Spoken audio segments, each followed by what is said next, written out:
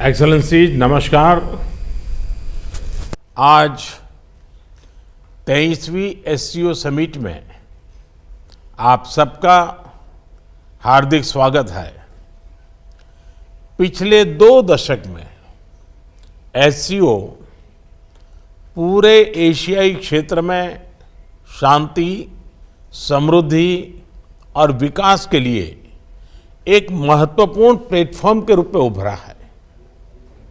इस क्षेत्र के साथ भारत के हजारों वर्ष पुराने सांस्कृतिक और पीपल टू पीपल संबंध हमारी साझा विरासत का जीवंत प्रमाण है। हम इस क्षेत्र को एक्सटेंडेड नेबरहुड ही नहीं, एक्सटेंडेड फैमिली की तरह देखते हैं।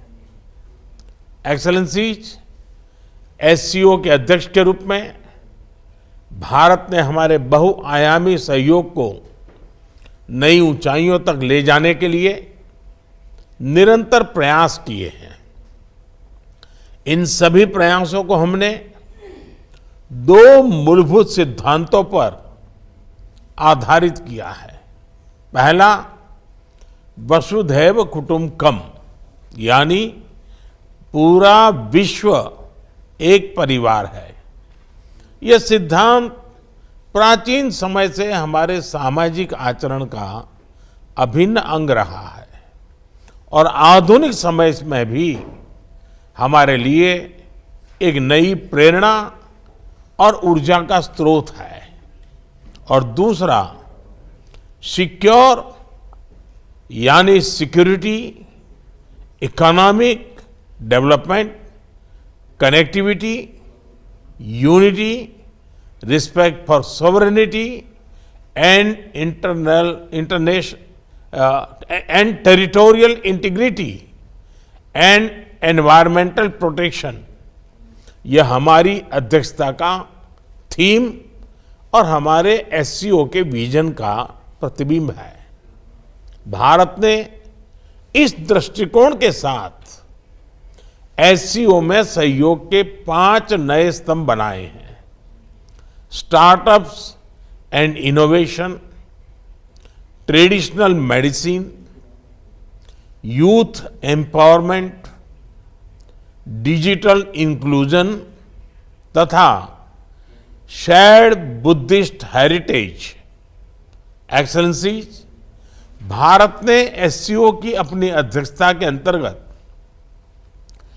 140 से अधिक कार्यक्रमों और सम्मेलनों और बैठकों की मेजबानी की। हमने एससीओ के सभी ऑब्जर्वर्स और डायलॉग पार्टनर्स को 14 विभिन्न कार्यक्रमों में शामिल किया है।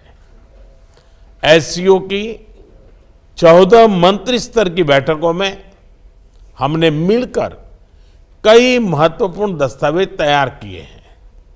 इनसे हम अपने सहयोग में नए और आधुनिक आयाम जोड़ रहे हैं, जैसे ऊर्जा क्षेत्र में इमर्जिंग फ्यूल्स पर सहयोग, ट्रांसपोर्ट के क्षेत्र में डीकार्बनाइजेशन और डिजिटल ट्रांसफॉर्मेशन में सहयोग, डिजिटल पब्लिक इंफ्रास्ट्रक्चर के क्षेत्र में सहयोग।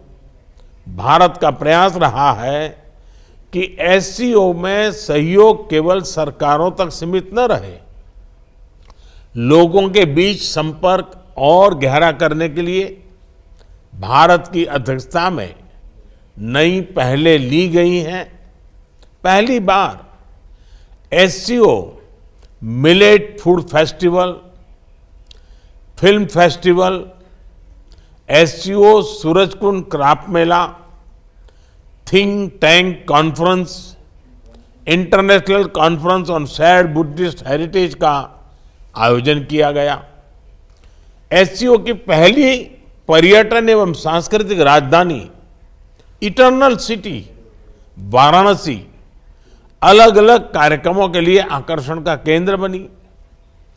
एससीओ देशों के युवाओं की ऊर्जा और प्रतिभा को सार्थक करने के लिए हमने young scientist conclave, young authors conclave, young resident scholars programme, startup forum, youth council जैसे नए फोरम्स का आयोजन किया। एक्सेलेंसीज, वर्तमान समय में वैश्विक स्थिति एक महत्वपूर्ण पड़ाव पर है।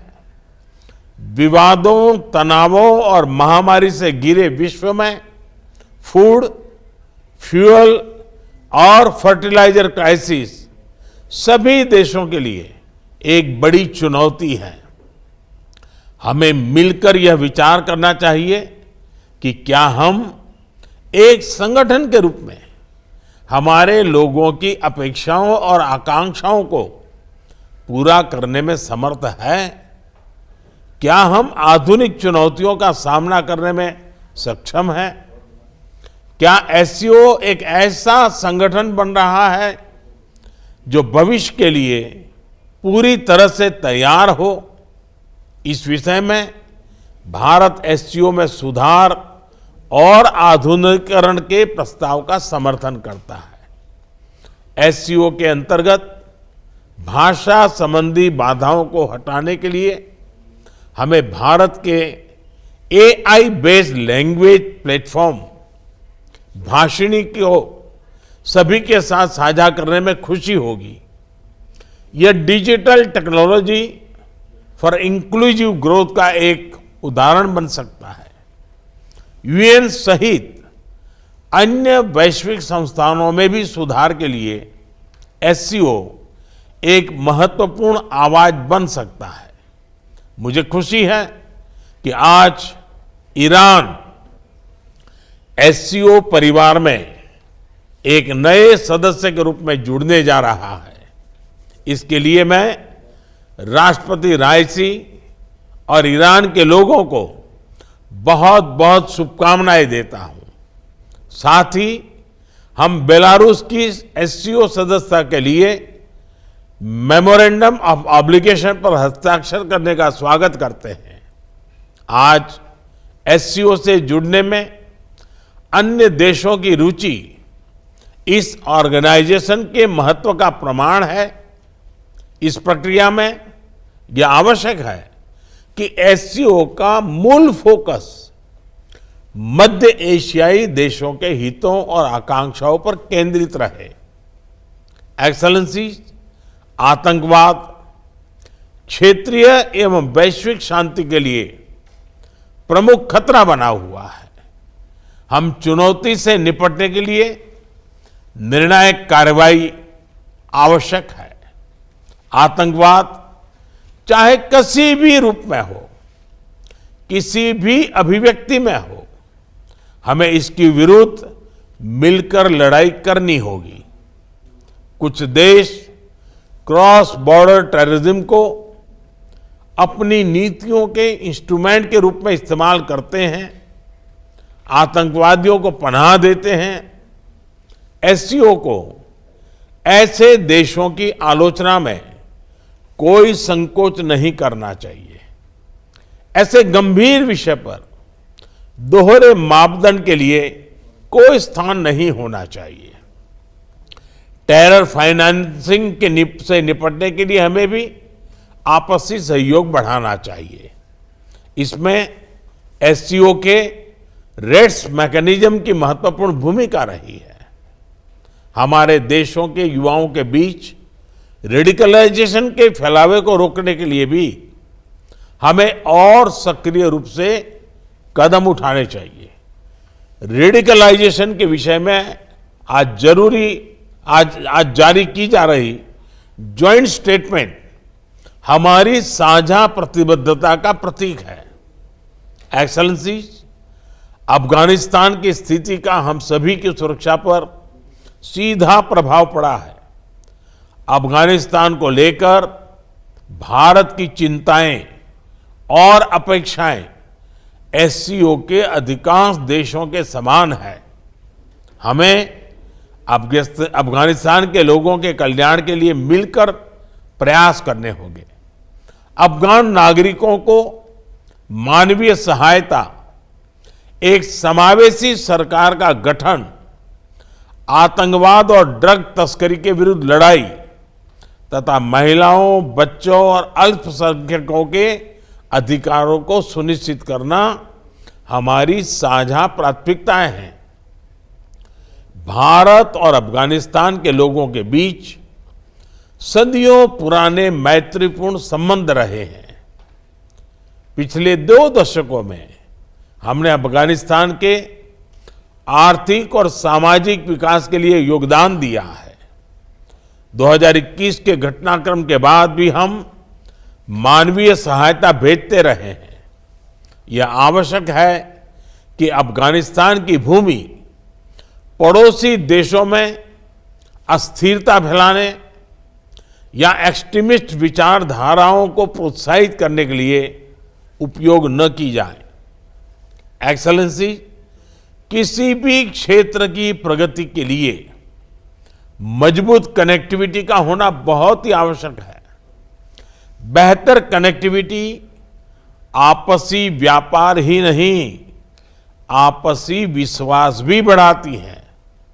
किंतु इन प्रयासों में एससीओ चार्टर के मूल सिद्धांतों, विशेष रूप से सदस्य देशों की संप्रभुता और क्षेत्रीय अखंडता का सम्मान करना बहुत ही आवश्यक है।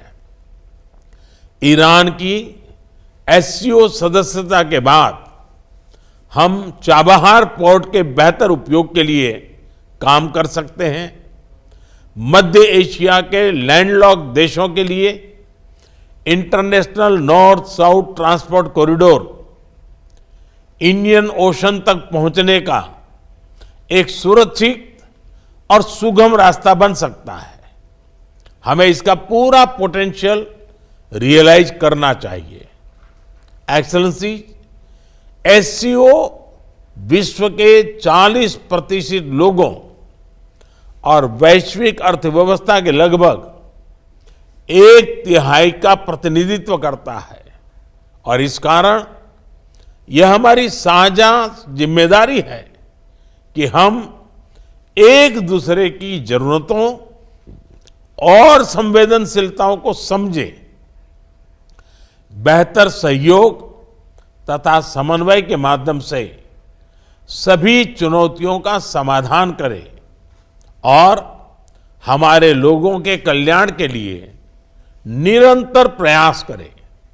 भारत की अध्यक्षता को सफल बनाने में आप सबसे हमें निरंतर सहयोग मिला, इसके लिए मैं आप सभी का बहुत बहुत धन्यवाद देता हूं।